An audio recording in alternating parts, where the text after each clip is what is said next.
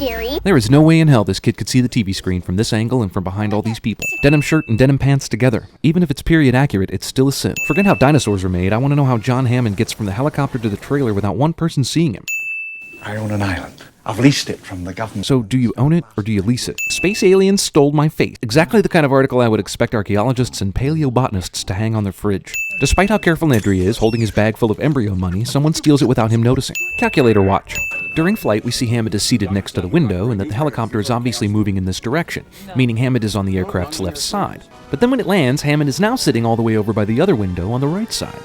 These Jeeps are just now backing up, but in the overhead shot while the helicopter was landing, they were already in place. So wait, the real John Hammond is planning to stand here once the park opens, all day, every day, doing his live-action lines opposite the movie version of him for every single tour group?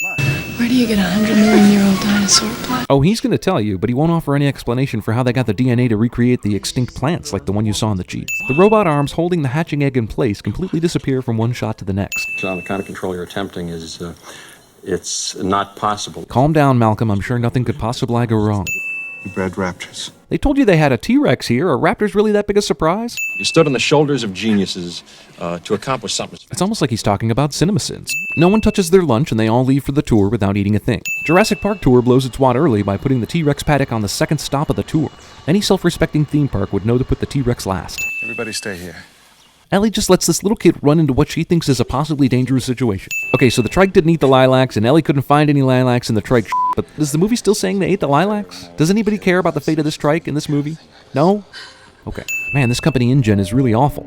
They don't even spell Tyrannosaurus or Stegosaurus right. Access main program grid. He's not typing the commands he's speaking. How and why do the tour jeeps return to the visitor center on the same f***ing track? This setup of using the same track to return means you'd have all your tour cars going in opposite directions at the same time on the same track. Well, InGen got one thing right. People can use the glass as a shield in case of a T-Rex attack. Earlier we saw the T-Rex standing next to this fence, and then suddenly there's a huge cliff that is way the f*** deeper than a T-Rex is tall?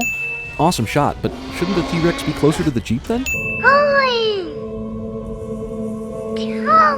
Even Steven Spielberg cannot resist the lure of poop and snot gags. Ellie jumps over the same log twice. Dr. Grant, how do you expect to catch Timmy if he jumps when you're standing so f***ing far away? Also, the fence turns sharply to the right in this shot, but then turns to the left in the next shot. And that's assuming you even needed to climb the fence in the first place, considering that it appears to end just one section away from where you chose to climb. Would this fence even shock him since he's not grounded at all? This game warden waits until the last possible moment to make his weapon fully ready to fire. This raptor is looking directly where the kids are and somehow doesn't see them. I can't get in unless I move! Oh, you can move.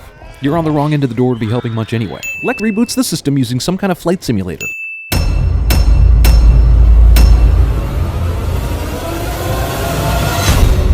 That is one big pile of shit.